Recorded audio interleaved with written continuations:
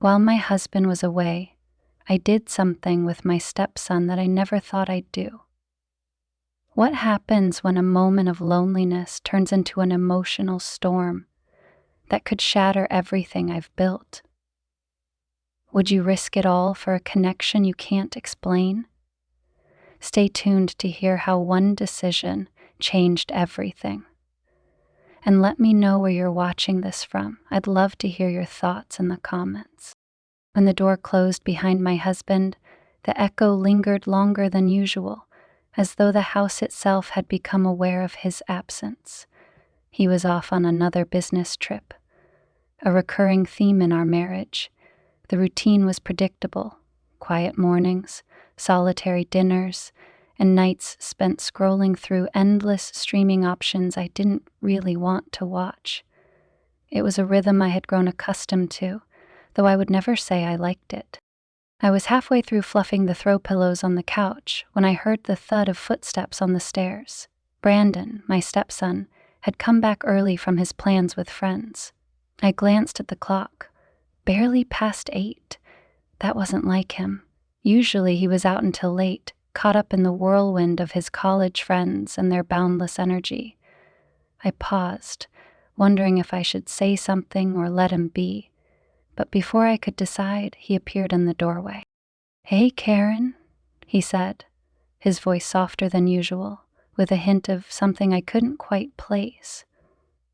He leaned casually against the frame, his dark eyes studying me in a way that made my stomach tighten.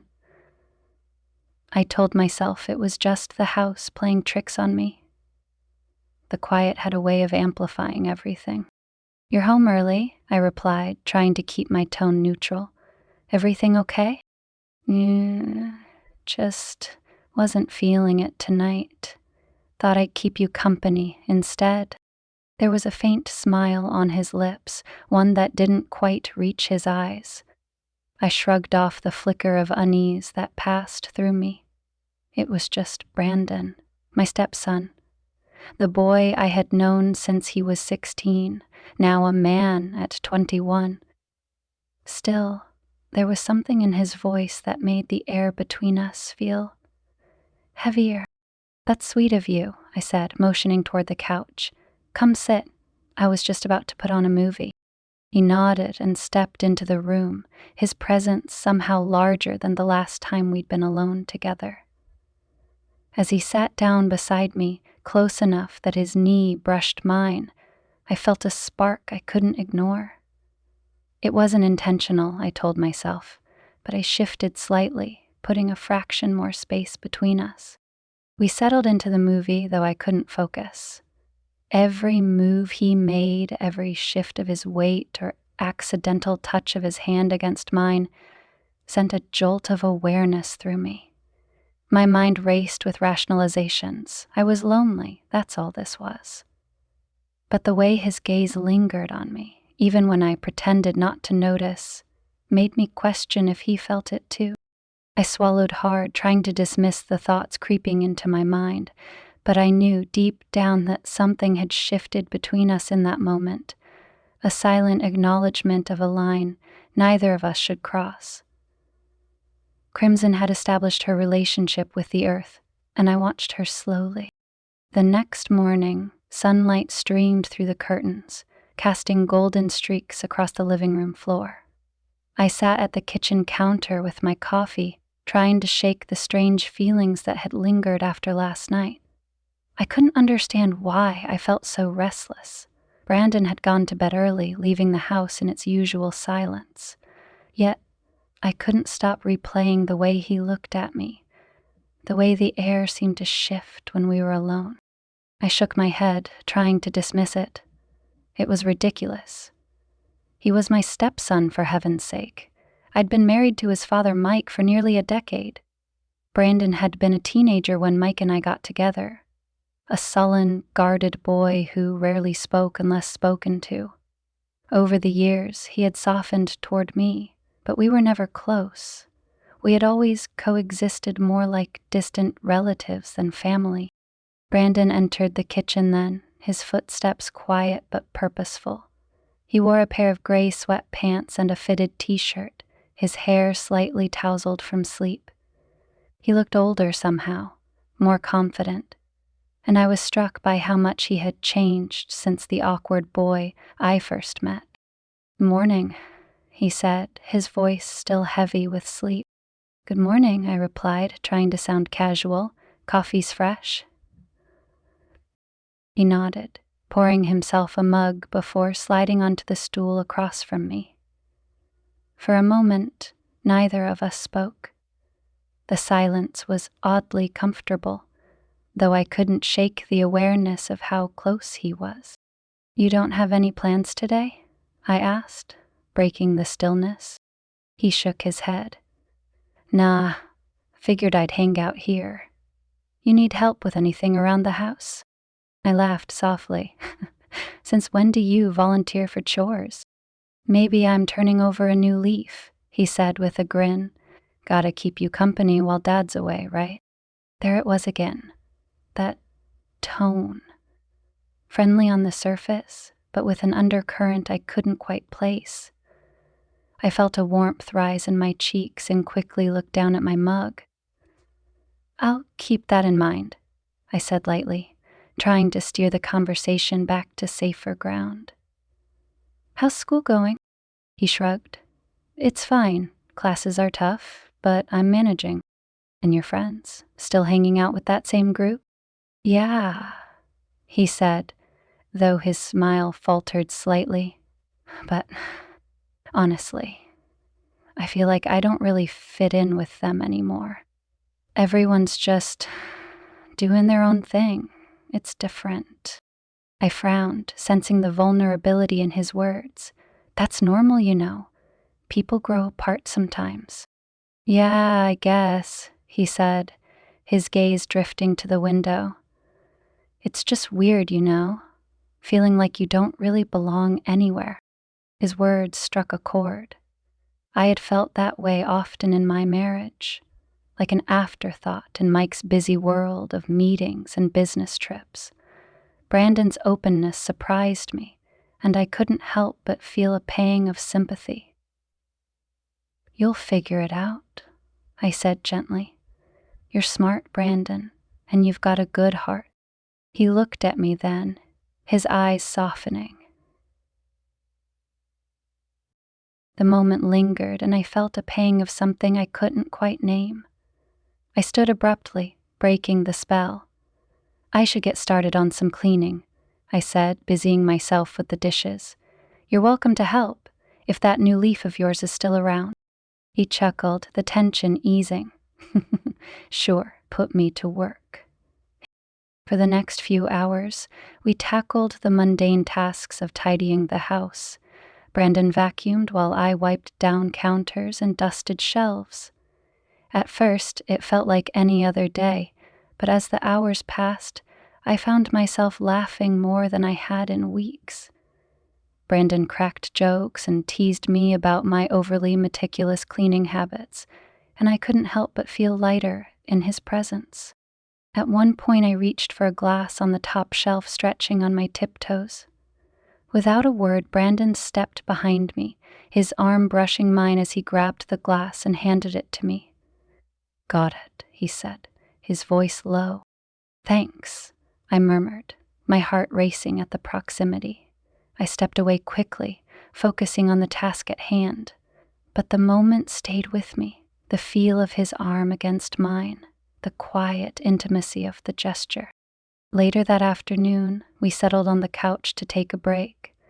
The sun had dipped lower in the sky, casting the room in a warm, golden light. Brandon sat at one end, his legs stretched out, while I perched at the other, a comfortable distance between us. We talked about everything and nothing, his classes, his friends, even his childhood memories. I was surprised by how much I enjoyed listening to him, how much I realized I didn't know about him. "You know," he said at one point, his voice soft, "I always thought you were too good for my dad." The comment caught me off guard, and I stared at him, unsure how to respond. "Brandon, that's not—" "I'm serious," he said, cutting me off. He's never around. I see how much you do to keep this house running, to make things feel normal, and he just takes it for granted." I swallowed hard, his words hitting closer to home than I wanted to admit. "He works hard," I said, more out of obligation than conviction. "Yeah, but that's not the same as being here," Brandon said, his gaze unwavering. "You deserve more than that." I looked away, my throat tightening. "Brandon, I don't think we should be having this conversation." "Why not?" "It's the truth." "Because it's complicated," I said, my voice barely above a whisper. "And it's not fair to anyone." He didn't respond, but I felt his gaze linger on me. The silence stretched between us, heavy with unspoken words. I stood abruptly, gathering the empty mugs from the coffee table. "I'm going to start dinner," I said, my voice shaky. "You can stay and relax."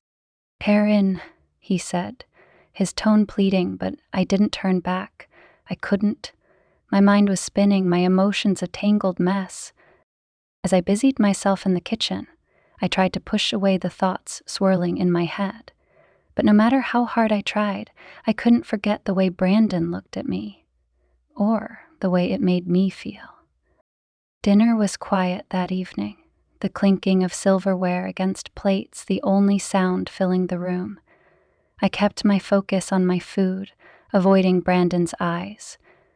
The tension from our earlier conversation still lingered, and I wasn't sure how to bridge the gap, or if I even should. Part of me wished I could rewind the day, undo whatever had shifted between us. But another part, one I wasn't ready to acknowledge, couldn't stop replaying the way he had looked at me. "You're quiet tonight," Brandon said, breaking the silence. His voice was calm, but there was a note of curiosity in it that made my heart skip. "Just tired," I replied quickly, not daring to meet his gaze. "Long day.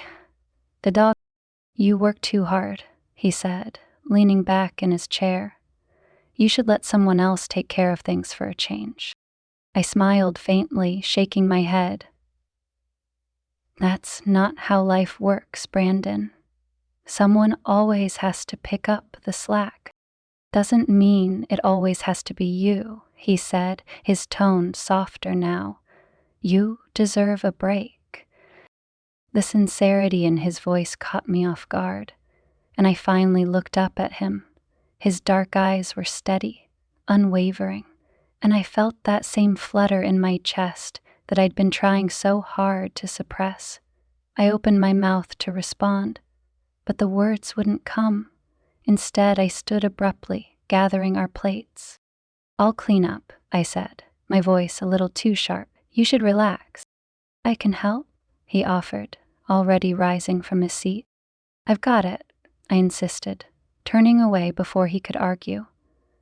My hands trembled slightly as I rinsed the dishes, the sound of water rushing into the sink drowning out my chaotic thoughts.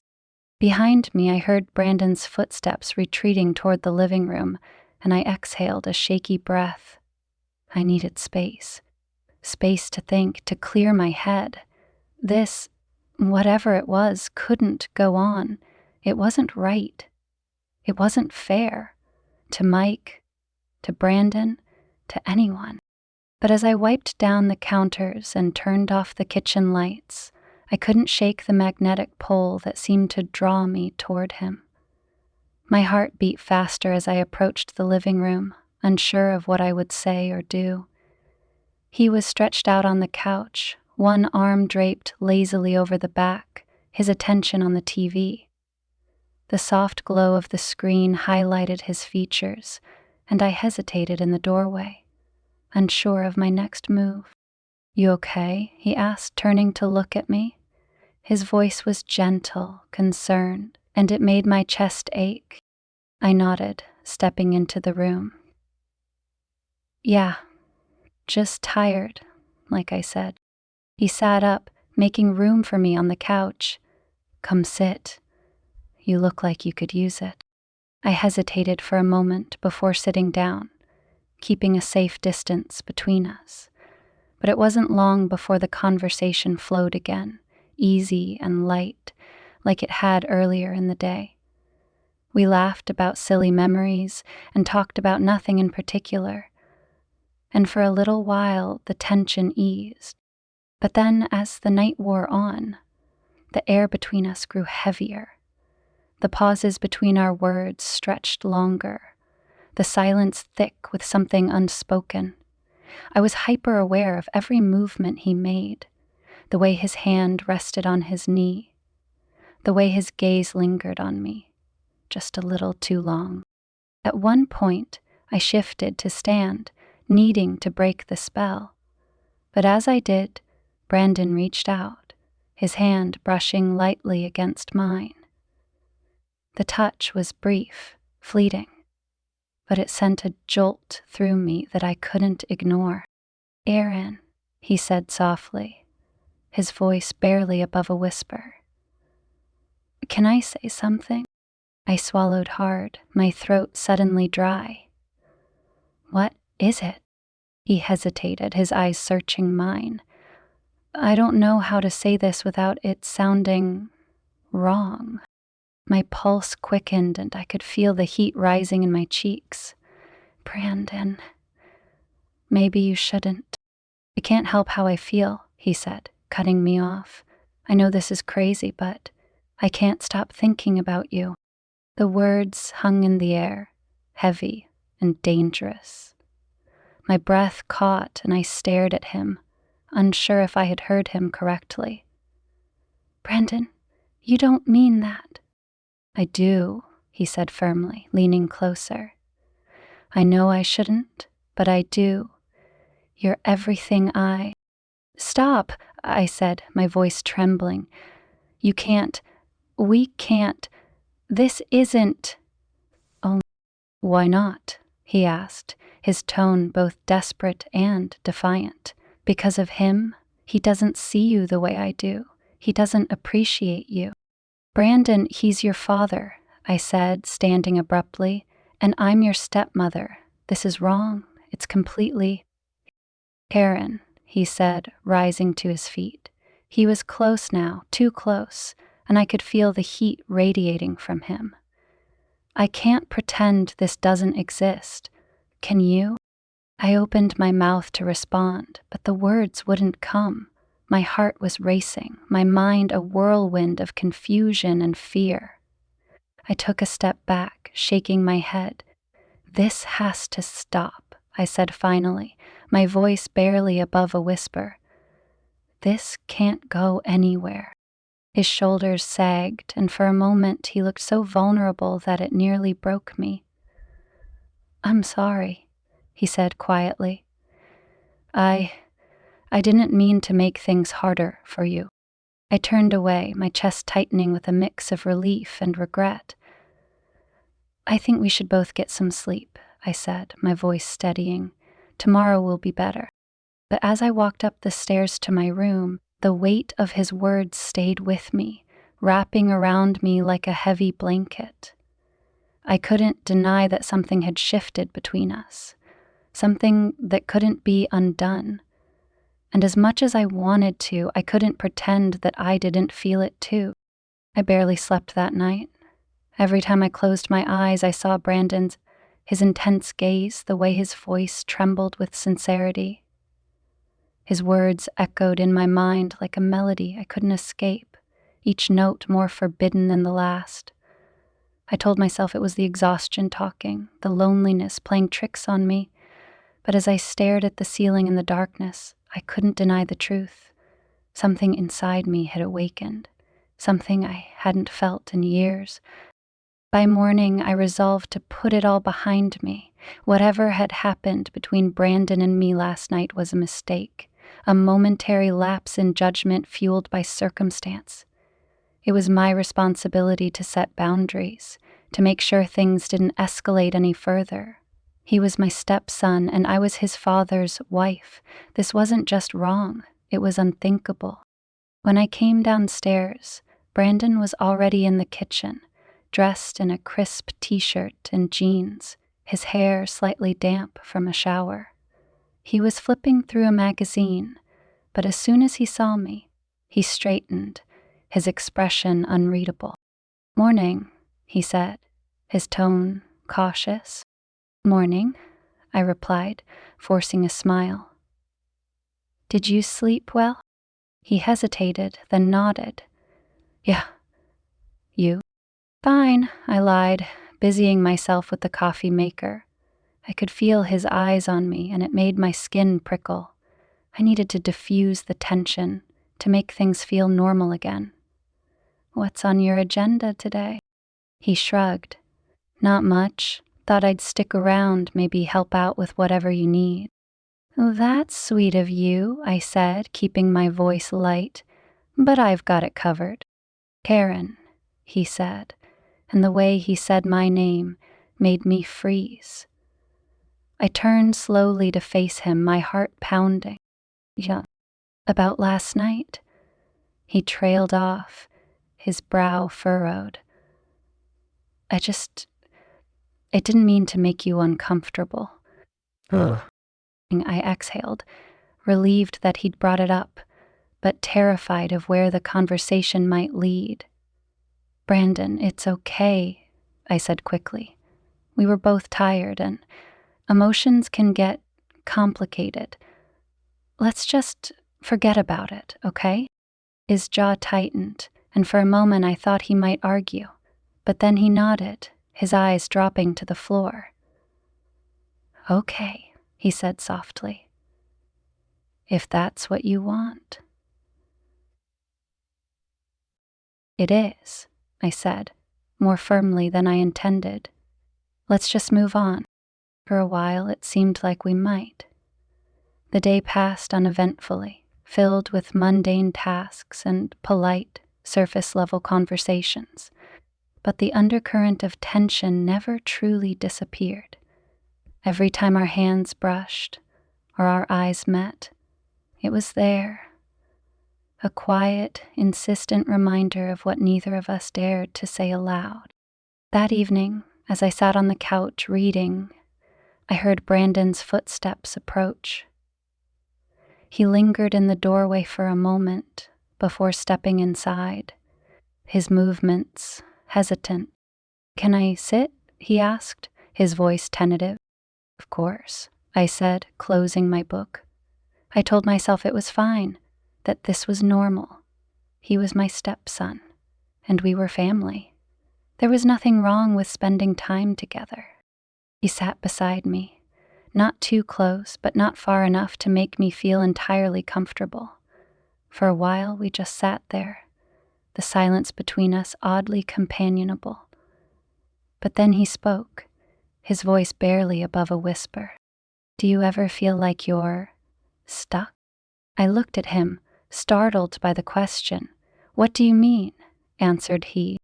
"Like your life is just going through the motions, like you're not really living, just existing." His words hit me like a punch to the gut. It was as if he'd reached into my chest and pulled out the thoughts I'd been too afraid to admit, even to myself. "Sometimes," I said cautiously, "I think everyone feels that way now and then." He nodded, his gaze distant. "I feel that way a lot, especially when I'm here." The vulnerability in his voice broke something inside me. Without thinking, I reached out and placed a hand on his arm. "Brandon, you're not stuck. You're young, and you have your whole life ahead of you. Things will get better." He turned to look at me, and the intensity in his eyes made my breath catch. "What about you?" he asked. "Do you think things will get better for you?" The question hung in the air, heavy and impossible to answer.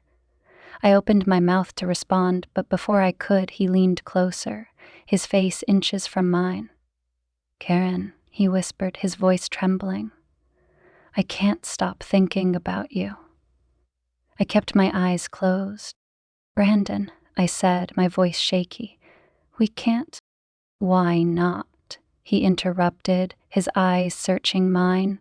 I know this is crazy, but I've never felt this way about anyone, not even close." His words sent a jolt of panic through me, but there was something else too, something I didn't want to name. "This isn't right," I said, my voice barely above a whisper. "You know that." "I don't care," he said, his voice firm. "I care about you. More than I should, maybe, but I can't help it." I stood abruptly, putting distance between us. My heart was racing, my mind a whirlwind of confusion and fear. "I think you should go to bed," I said, my voice trembling. "We'll talk about this in the morning." He hesitated, as if he wanted to argue, but then he nodded, his shoulders sagging. "Okay," he said quietly. "Good night, Karen." As he walked away, I felt a pang of guilt and something else, something I didn't want to acknowledge. I told myself it was over, that we would put this behind us and move on. But deep down, I knew the truth. The line had already been crossed, and there was no going back. The next morning, I woke with a knot in my stomach. The memory of Brandon's words from the night before lingered, and I couldn't shake the feeling that we were on a dangerous path. I resolved to keep my distance, to make it clear that we couldn't let things go any further. It was for the best, for both of us. When I came downstairs, the house was eerily quiet. The sunlight streaming through the windows made everything feel too bright, too exposed. I found Brandon sitting at the kitchen table, staring at his phone, his expression unreadable. He looked up when I entered, and for a moment neither of us spoke. "Good morning," I said, forcing a smile. "Morning," he replied, his tone neutral. There was a tension in the air that hadn't been there before, and it made my chest tighten. I busied myself with making coffee, trying to ignore the weight of his gaze. "Do you have plans today?" I asked, keeping my voice light. He shook his head. "Not really. You?" "Just errands," I said, avoiding his eyes. "Nothing exciting." We fell into an uneasy silence, and I could feel the distance between us growing. It was what I wanted, what I needed, but it didn't make it any easier. I hated the idea of him feeling rejected, but I didn't see any other way. "I was thinking we could talk," he said suddenly, breaking the quiet. I froze, my hand hovering over the coffee pot. "About what?" "About last night, about—" I turned to face him, my heart pounding. "Brandon, I think we've said all there is to say. We both know this can't go anywhere." His fingertips traced the warm skin on my back. "Why not?" he asked, his voice firm. "Who says it can't?" "Society, for one," I said, exasperated. "Your father, for another. This isn't just complicated, Brandon. It's impossible." He stood, his jaw set in determination. "It's only impossible if we let it be." I stared at him, stunned by his conviction. "Brandon, this isn't a movie. This is real life. Actions have consequences." "I know that," he said, his voice softening. "But I also know that what I feel for you isn't going away, and I don't think it's going away for you either." The honesty in his words was almost too much to bear. I felt the tears welling up in my eyes, and I turned away, desperate to regain my composure. "You don't understand," I said, my voice trembling. "This isn't just about us. It's about everyone else who would be hurt by this." "Maybe I don't understand," he admitted, stepping closer. "But I know I'd rather deal with that than spend the rest of my life pretending I don't feel this way." His words broke something inside me, and before I could stop myself, I turned to face him. The look in his eyes was raw, vulnerable, and it pulled me in like a magnet. For a moment, everything else faded away. The rules, the consequences, the world outside this house. All that existed was him. "Brandon," I whispered, my voice barely audible.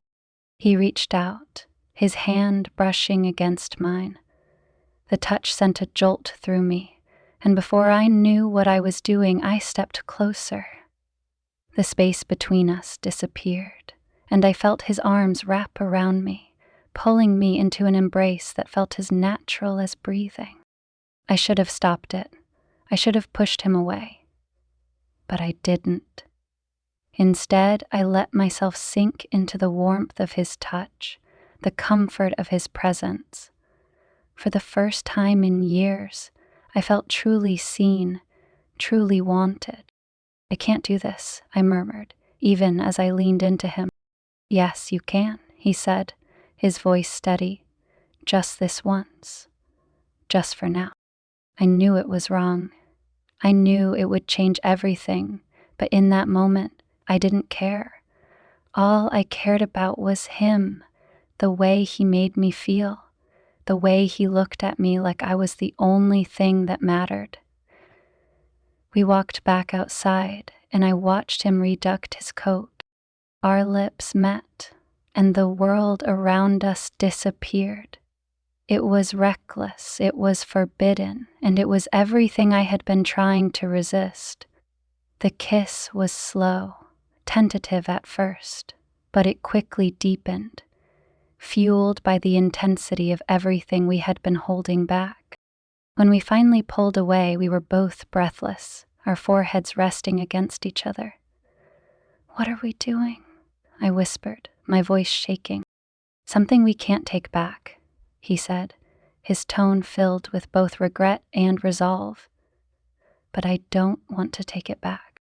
I stepped away, my mind racing. This has to stop," I said, my voice trembling. "We can't do this." "I know," he said, his expression pained, "but that doesn't mean I don't want to." I felt the tears spill over and I wiped them away quickly, refusing to let him see me break. "This is going to destroy us," I said, my voice cracking. "It's going to destroy everything." "It doesn't have to," he said, his voice soft but insistent. "We just have to be careful." "Careful isn't enough," I said, shaking my head. "This can't happen again." He didn't argue, but the look in his eyes told me he wasn't ready to let go, and deep down, I wasn't sure I was either. The rest of the day passed in a blur. We avoided each other, the tension between us palpable. I threw myself into chores, desperate to keep my mind occupied. But no matter how hard I tried, I couldn't shake the memory of that kiss, or the way it had made me feel. That evening, as I lay in bed, staring at the ceiling, I knew I was standing on the edge of a cliff. One more step, and there would be no turning back. I told myself I had to stop, to put an end to this before it was too late, but as I closed my eyes, the memory of Brandon's touch lingered, pulling me closer to the edge. The days that followed were marked by a strained silence. Brandon and I avoided each other, our conversations limited to the bare necessities. I thought that if I kept my distance, the feelings might fade, that I could convince myself the kiss had been a mistake born of loneliness and fleeting temptation. But the truth was impossible to ignore. Every glance, every accidental brush of his hand reminded me that what had happened between us was not something I could simply forget. One afternoon, I decided to take a walk, desperate to clear my head. The crisp air and crunch of leaves beneath my feet helped to ground me. But the thoughts swirling in my mind remained relentless. I wandered further than I intended, eventually finding myself at the edge of the park where Brandon used to play as a child. I stopped by a bench, sinking onto it as memories of simpler times flooded back. I was so lost in thought that I didn't hear Brandon approach until he was standing beside me. "Hey," he said softly, his voice hesitant. I looked up, startled to see him there. "Hey," I replied, unsure of what else to say. Mind if I sit? He asked, gesturing to the empty space beside me. I hesitated for a moment before nodding. Sure. He sat down, leaving a respectable distance between us. For a while, neither of us spoke, the silence stretching uncomfortably between us. Finally, he broke it. I hate this, he said, his voice filled with frustration. Hate what? I asked, though I already knew the answer. This distance, the way we're pretending nothing happened, it's killing me. I sighed, staring down at my hands. Brandon, we don't have a choice. What happened? It was wrong. And the only way to move forward is to let it go. But I can't, he said, his voice trembling.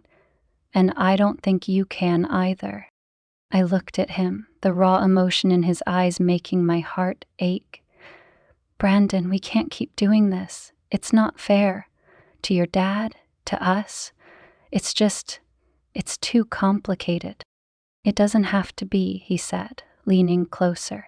We could figure it out, together. Before I could respond, his phone buzzed in his pocket. He pulled it out, glancing at the screen, and his expression shifted. He looked almost panicked. Everything okay? I asked, sensing his unease. Yeah, he said quickly, shoving the phone back into his pocket. It's nothing. But his reaction told me otherwise. I frowned, a knot of suspicion forming in my stomach. Brandon, what's going on? Nothing, he insisted, standing abruptly. I just remembered I have something to do. Brandon, I said, my voice firm. What aren't you telling me? He hesitated, his jaw tightening as though he were debating whether to say anything. Finally, he shook his head. It's nothing, he repeated. I'll see you back at the house. I watched him walk away, my unease growing. Something wasn't right. And I couldn't shake the feeling that whatever it was had something to do with us. When I returned home later that afternoon, Brandon's door was closed, and I decided not to press him. But as the hours passed, my curiosity got the better of me. That night, while Brandon was in the shower, I noticed his phone on the kitchen counter. I knew it was wrong, an invasion of privacy, but the nagging feeling in my chest wouldn't let me ignore it. My hands trembled as I picked it up, scrolling through his messages. What I found made my breath catch. There were texts, dozens of them, between Brandon and a friend I didn't recognize. The messages were a mix of casual conversation and something else, plans, discussions about me. My heart raced as I read one message that sent chills down my spine. I don't know how much longer I can keep this up. I think she's starting to trust me. I felt like the ground had been ripped out from under me. What did that mean? Was this all a game to him? A twisted plan to manipulate me? My mind raced as I tried to piece it together, but the more I read, the less sense it made. There were references to his father, to how distant Mike had been, and to Brandon's resentment about being left behind. And then there was this. She deserves better, and I'm going to make sure she knows it. I put the phone down, my hands shaking. My emotions were a whirlwind of confusion, anger, and something I couldn't quite name. Had Brandon been planning this all along? Was he driven by genuine feelings for me, or was this some convoluted attempt to get back at his father? The betrayal cut deep, and yet I couldn't bring myself to confront him right away. When Brandon emerged from the shower, he found me sitting in the living room, staring blankly at the TV. He paused, sensing something was wrong. You okay? He asked, his tone cautious. I'm fine, I lied, forcing a smile. Just tired. He nodded, but his eyes lingered on me for a moment longer before he headed upstairs. I waited until I heard his door close before letting the tears fall. I didn't know what to do, didn't know how to process the web of emotions tangling inside me. I felt used, betrayed, and yet I also felt something else, a strange, inexplicable understanding. As I lay in bed that night, staring at the ceiling, I replayed everything in my mind: the kiss, the moments of connection, the messages. And despite my anger, I couldn't ignore the truth. Brandon's feelings for me were real. Twisted, complicated, and messy, but real. And deep down, I knew mine were too. The realization was both a relief and a burden. It didn't change the fact that what we had done was wrong. It didn't erase the consequences or the pain it would cause if anyone ever found out, but it made the weight of it all a little easier to bear. I knew I couldn't let things continue the way they were. Something had to give. But as I drifted off to sleep, one thought lingered in my mind. Brandon's intentions might have been flawed, but his heart was in the right place. And in some twisted, impossible way, so was mine. The next morning, I woke up with a sense of resolve. I couldn't keep pretending that this tangled web of emotions would sort itself out. The truth was too messy, too painful, and ignoring it only made things worse. Whatever Brandon's intentions were, I had to confront him. Had to lay everything out in the open and put an end to this before it destroyed us both. I'll keep it. I waited until the house was quiet. Brandon was in the backyard, his head bent over his phone as he sat on the patio steps. The sight of him, so calm and seemingly oblivious to the storm raging inside me, made my chest tighten. I stepped outside, the screen door creaking behind me. He looked up, startled, and quickly put his phone away. "Karen," he said, his voice cautious, "everything okay?" I nodded toward the chairs near the table. "We need to talk." He hesitated for a moment before standing and following me. We sat across from each other, the tension between us thick and heavy. For a moment, neither of us spoke. I wasn't sure how to start, how to put everything I felt into words. But then I took a deep breath and dove in. "I saw your messages," I said quietly, watching his reaction. His eyes widened and a flash of panic crossed his face. "What? What messages?"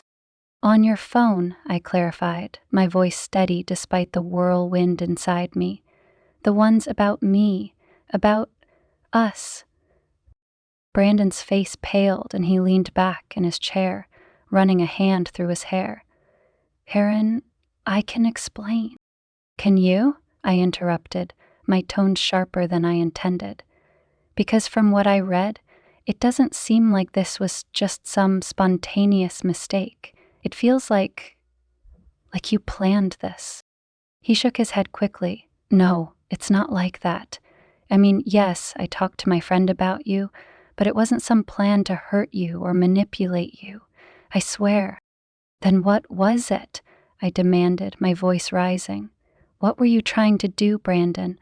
Because it feels like I've been caught in some kind of game and I don't know what the rules are." He looked at me, his eyes filled with a mixture of guilt and desperation. "It wasn't a game," he said firmly. I'd been feeling this way for a long time, longer than I should have, and I didn't know how to deal with it. So yeah, I talked to my friend about it. I told him how I felt, and he tried to help me figure out what to do. But it wasn't a plan, Karen.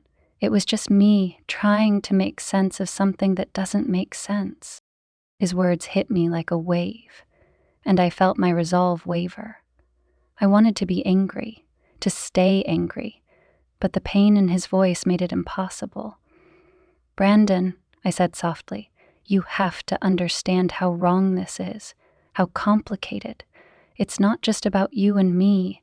It's about your dad, our family, everything." "I know," he said, his voice breaking. I know it's wrong, but I can't help how I feel. And I don't think you can either. The tears I'd been holding back finally spilled over, and I wiped them away quickly. That doesn't make it okay, I said, my voice trembling. That doesn't mean we can act on it. I know, he said again, his shoulders slumping. I don't know what to do. I don't know how to stop feeling this way. For a long moment, we just sat there, the weight of everything hanging between us. I wanted to tell him it would be okay, that we could move past this and go back to the way things were. But I knew that wasn't true. The line had been crossed, and there was no going back. We have to find a way, I said finally, my voice barely above a whisper. For both our sakes. He nodded, his eyes filled with a sadness that mirrored my own. I'll try, he said. I'll do whatever it takes to make this right. I reached out, placing a hand over his. It was a small gesture, but it felt monumental. We'll figure it out, I said, though I wasn't sure I believed it. Together, over the next few days, we made a conscious effort to create space between us. Brandon spent more time out of the house, reconnecting with friends and focusing on his studies. I threw myself into chores, errands, and anything else that could keep my mind occupied. It wasn't easy. The memories of our moments together lingered like a shadow, always just out of reach. But it was necessary. One evening, as I was folding laundry in the living room, Brandon came downstairs with a suitcase in hand. I looked up, startled. Where are you going? He hesitated, his expression uncertain. I think I need some space. I called a friend from school and he said I could crash at his place for a while. The words hit me harder than I expected, and I struggled to keep my composure. Are you sure? I asked, my voice shaking slightly. Yeah, he said, nodding. I think it's the best thing for both of us. I'm sorry you're having trouble. I wanted to argue, to tell him that leaving wouldn't fix anything, but deep down I knew he was right. The distance might be the only thing that could help us untangle the mess we'd created. Okay, I said softly, if that's what you think you need. He stepped closer, setting his suitcase down and pulling me into a hug. It was the kind of hug that felt final, like a goodbye. Thank you, he whispered, for everything. I nodded against his shoulder, my tears soaking into his shirt. Take care of yourself, I said, my voice barely audible. You too, he replied, pulling away reluctantly. He grabbed his suitcase and headed for the door, pausing once to look back. Our eyes met, and in that moment, everything we couldn't say hung in the air between us. End of section 10. And then he was gone. That night, I lay in bed, staring at the ceiling, the house feeling emptier than ever. I thought about Brandon, about the laughter we'd shared, the secrets we'd confessed and the line we'd crossed. I thought about Mike, who would be home in a few days, completely unaware of the storm that had passed through our lives. And I thought about myself, about the choices I'd made and the consequences I would carry forever. I didn't have all the answers. I didn't know if Brandon and I could ever truly move on, or if the memory of what we'd shared would haunt us forever. But I knew one thing for certain. This chapter of our lives was over. And while it left a scar, it also left a lesson. One I would carry with me for the rest of my life. The days after Brandon left felt hollow, as though the house had lost some of its warmth. I went through the motions of daily life, cooking, cleaning, and preparing for Mike's return, but everything felt muted, as if I were moving through a fog. The space Brandon left behind wasn't just physical, it was an ache in my chest, a constant reminder of everything that had transpired. I thought the distance would help, that it would give me clarity. Instead, it only gave me more time to dwell. I found myself thinking back to when Brandon first became a part of my life. He was just a teenager then, guarded and sullen, still grappling with the divorce of his parents. It had taken years for him to open up to me, and even then there had always been a sense of distance, as though he were holding something back. I had chalked it up to typical teenage rebellion, a phase that would pass with time. But now, I couldn't help but wonder if there had always been something more. Sitting at the kitchen table one afternoon, I let my mind wander to the moments we'd shared over the years. The little inside jokes, the times he'd gone out of his way to help me with something, the way he'd looked at me when he thought I wasn't paying attention. I had dismissed those moments as harmless, never once considering that they might have meant something deeper to him. Or to me. I sighed, running a hand through my hair. I couldn't keep doing this to myself. What was the point in dissecting the past? It wouldn't change anything. Brandon was gone now, and I had to focus on moving forward, on fixing the cracks in my marriage before they widened into something irreparable. When Mike returned from his trip, I greeted him at the door with a hug that felt both comforting and suffocating. He smiled, kissed my forehead, and asked about my week. I lied, of course, telling him it had been uneventful. He didn't notice the tension in my voice or the way I avoided his eyes. Or maybe he did, and he chose not to press. Either way, I was grateful for the reprieve. Grimspeed. Over dinner, Mike talked about his meetings, his plans for the next quarter, and a new project he was excited about. I nodded and smiled at all the right moments, but my mind was elsewhere.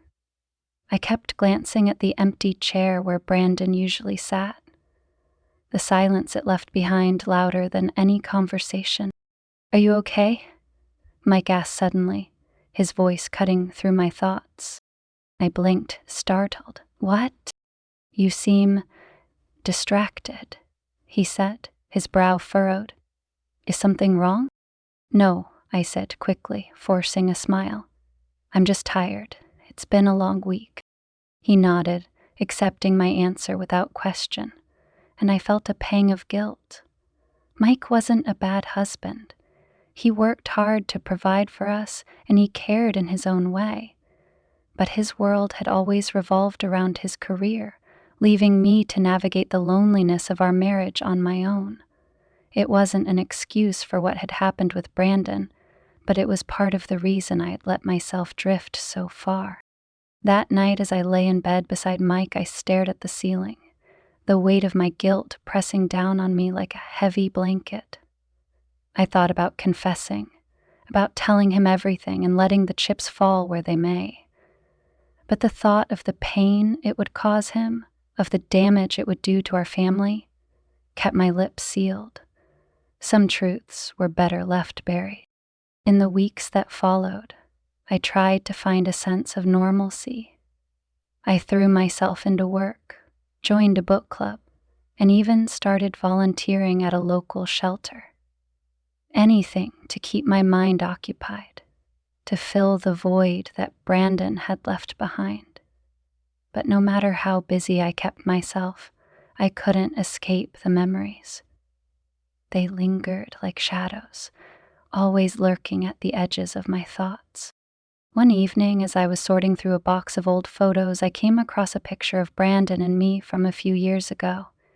We were standing in the backyard, his arm draped casually over my shoulder, both of us smiling at the camera.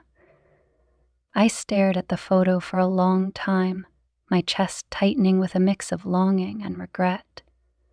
I wondered if he was thinking about me too, if he was struggling as much as I was, or if he had already moved on, leaving our brief and forbidden connection in the past where it belonged. A few days later, I received a text from Brandon. It was brief and simple, just a check-in to see how I was doing, but it sent my heart racing nonetheless. I stared at the message for a long time, debating whether to respond. Part of me wanted to ignore it, to let the silence between us remain unbroken. But another part, a part I wasn't proud of, wanted to hear his voice, to feel that connection again, even if only for a moment. In the end, I replied with a neutral message, asking how he was and whether he was settling in at his friend's place. His response came quickly, and before I knew it, we were exchanging texts, the conversation flowing as easily as it always had. We didn't talk about what had happened, didn't touch on the feelings that still simmered beneath the surface. But the subtext was there, unspoken but undeniable.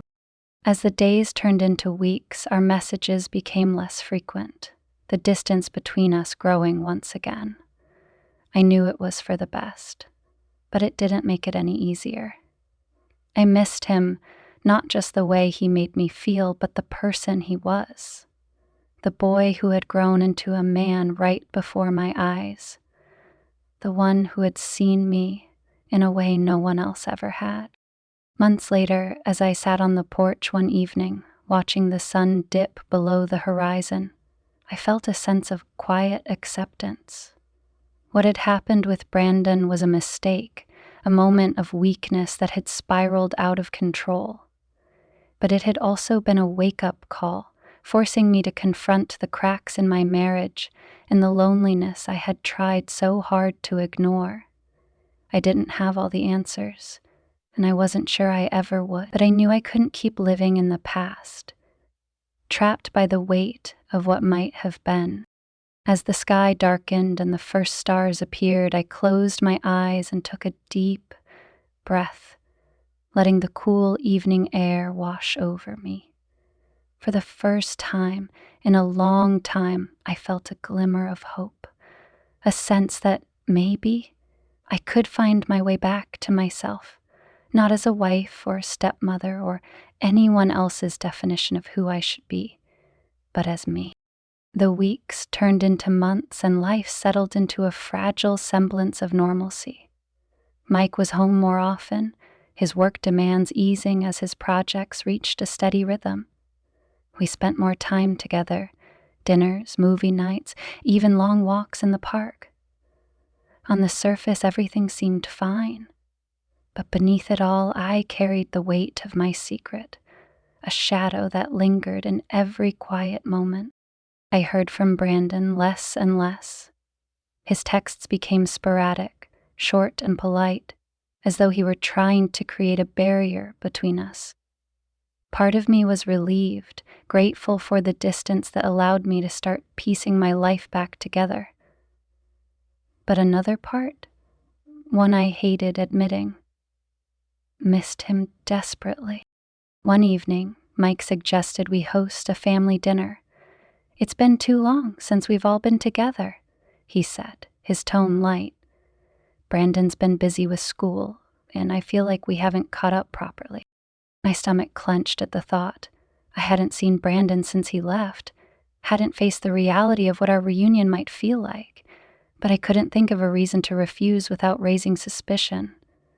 "That sounds nice," I said, forcing a smile. "I'll reach out to him and see when he's free." Mike's face lit up, and he leaned over to kiss my cheek. "I'll leave the planning to you. You're better at that kind of thing." That night, I sat on the couch, staring at my phone, debating whether to call or text Brandon. I felt ridiculous, like a teenager fretting over what to say. Finally, I settled on a simple message. "Hi, Brandon. Your dad and I were thinking about hosting a family dinner. Let us know when you're free." His reply came quicker than I expected. "Sure. Just let me know the date." Simple, neutral, but it still sent my heart racing. The day of the dinner arrived, and I spent the afternoon preparing, throwing myself into the tasks of cooking and setting the table to distract from the anxiety gnawing at my stomach. Mike was in high spirits, humming as he helped with the smaller tasks. I envied his ease, the simplicity of his joy at having his son home. For him, this was a chance to reconnect. For me, it felt like stepping onto a minefield. When the doorbell rang, Mike beat me to the door, his laughter echoing through the hallway as he greeted Brandon. I wiped my hands on a dish towel, taking a deep breath before joining them. Brandon stood in the foyer, his bag slung over one shoulder, his face lighting up as he saw me. "Hey, Karen," he said, his tone warm but careful. "Hi, Brendan," I replied, my voice steady. "It's good to see you." We embraced briefly, the contact sending a rush of emotions through me. I pulled away quickly, avoiding his eyes. "Dinner's almost ready," I said, gesturing toward the dining room. "Why don't you two catch up while I finish setting the table?" The evening unfolded with an air of forced normalcy.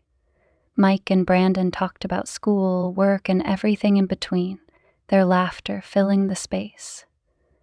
I chimed in occasionally, but mostly I focused on keeping the conversation light, steering it away from anything too personal. But as the night wore on, I couldn't help but notice the way Brandon's eyes lingered on me, the unspoken words hanging in the air between us. It was subtle, an extra moment of eye contact, the way his voice softened when he spoke to me. I tried to ignore it, to focus on Mike and the present, but the tension was impossible to escape. After dinner, Mike suggested we sit on the porch with drinks, the warm summer evening inviting us to relax. I poured glasses of wine for the three of us and joined them outside, the soft glow of the porch light casting long shadows across the yard. As Mike talked about a new project he was excited about, Brandon leaned back in his chair, his gaze drifting toward me. It was a brief moment, just a glance, but it felt like a weight pressing down on my chest. I looked away quickly, taking a sip of my wine to steady myself. Eventually, Mike excused himself to take a work call, leaving Brandon and me alone. The silence that followed was deafening, the tension between us crackling like static. "How have you been?" Brandon asked, his voice low. "Fine," I said, keeping my tone neutral. "Busy." "You look good," he said, his eyes searching mine. "Happy." I forced a smile. "Thanks." He hesitated, then leaned forward slightly. "I missed you." My breath caught and I set my glass down, my hands trembling slightly. "Brandon, we can't." "I know," he said quickly, cutting me off. "I know we can't. I wanted to say it." I looked at him then, the vulnerability in his eyes cutting through my defenses. "I missed you too," I admitted, my voice barely above a whisper. "But we can't keep doing this. It's not fair to anyone." "I know, Over," he said again, his voice filled with regret. "I'm trying. I really am. But it's hard." He opened his eyes. And his eyes had never been clearer than after he saw the antics, scattered by ground troops. "It has to stop," I said firmly, though my heart ached with the finality of the words. "For both of us." He nodded, his shoulders sagging. "I'll go back to school tomorrow," he said. "I think it's better if I don't come home for a while." The pain in his voice was palpable, and it took everything in me not to reach out to him. "Maybe that's for the best," I said, though the words felt like a betrayal. As Mike returned, cheerful and oblivious, I plastered a smile on my face, determined to hold it together for the rest of the night. But as I watched Brandon leave the next morning, his car disappearing down the driveway, I felt a piece of myself go with him. Months passed, and life carried on. Mike and I found a new rhythm, a quiet contentment that felt fragile but real. I threw myself into work and hobbies, filling my days with as much distraction as I could manage. Brandon stayed away, his absence a constant reminder of everything I had lost and everything I had to protect. One evening, as I sat on the porch watching the sunset, my phone buzzed with a message. It was from Brandon. "Come here." I fed at him. I wished it might go away. I stared at the screen for a long moment, my emotions swirling. Finally, I typed a simple reply. "Hi, Brandon. I hope you're doing well too." As I hit send, I felt a sense of closure. Not a resolution, but an acceptance. What had happened between us would always be a part of me, a chapter in my story, but it didn't define me. It didn't have to. I looked out at the horizon, the sky painted in shades of orange and pink, then allowed myself a small smile. The road ahead was uncertain, but for the first time in a long time, I felt like I could face it. One step at a time. Let me know if this epic finale aligns with your vision or if there are any further adjustments you'd like. You said, proceed. ChatGPT said, this content may violate our usage policies. Did we get it wrong? Please tell us by giving this response a thumbs down. You said, proceed with the finale 1200. ChatGPT said, continuing with the epic finale section. The house felt quieter than ever after Brandon left. The echoes of his laughter, his voice, and the energy he brought to the space seemed to linger, filling the silence with a weight I couldn't quite shake. Mike, oblivious to the emotional storm that had passed through our lives, settled comfortably into his usual routine.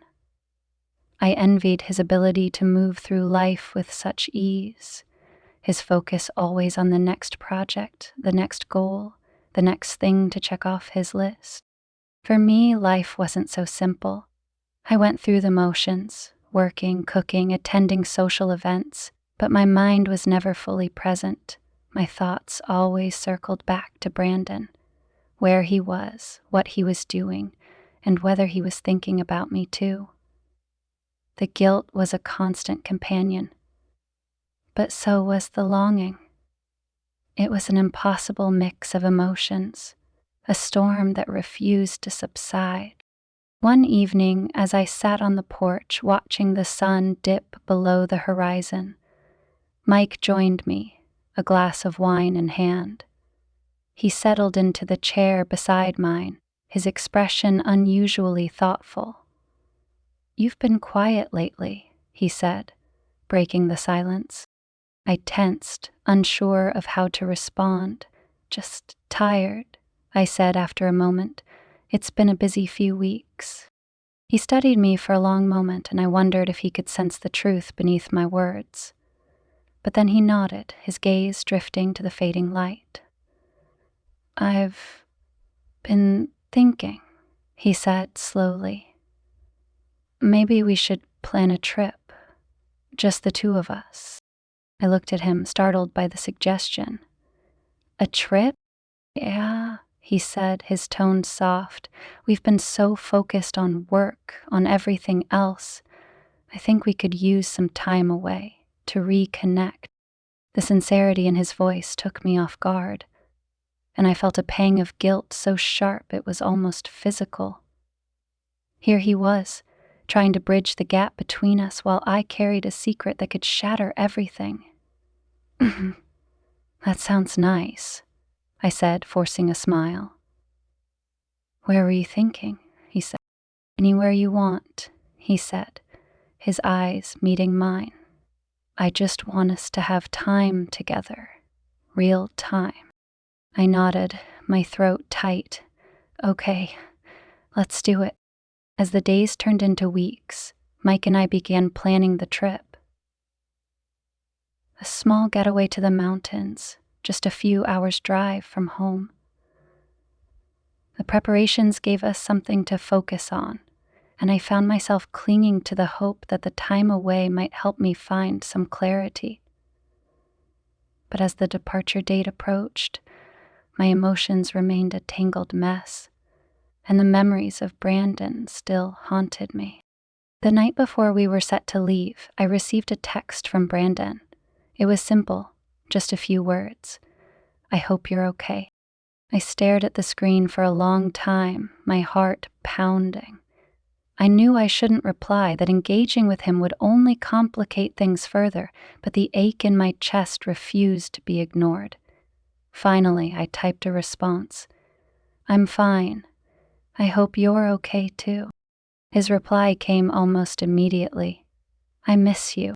Tears welled in my eyes as I read the words, the raw honesty of them cutting through me.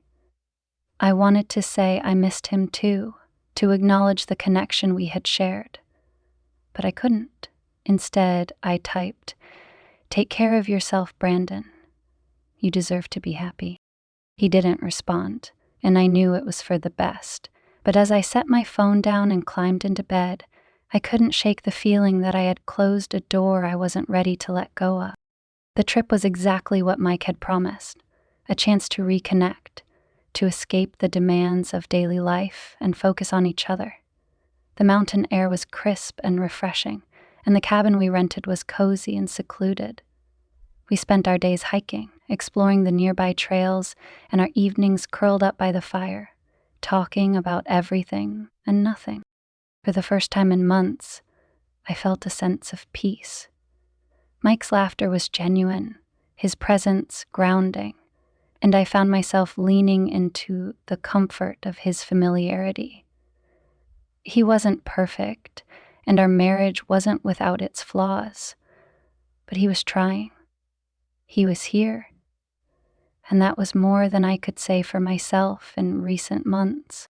On our last night at the cabin, as we sat by the fire sipping wine, Mike reached for my hand. "I love you, Karen," he said, his voice steady and sincere. "I know I don't always show it the way I should, but I do, more than anything." The words hit me harder than I expected, and I felt the tears spill over before I could stop them. "I love you too," I said, my voice trembling. "I'm sorry if I've been distant lately. I've been dealing with a lot." He squeezed my hand, his expression softening. "I know, and I want to help. Whatever it is, we'll figure it out together."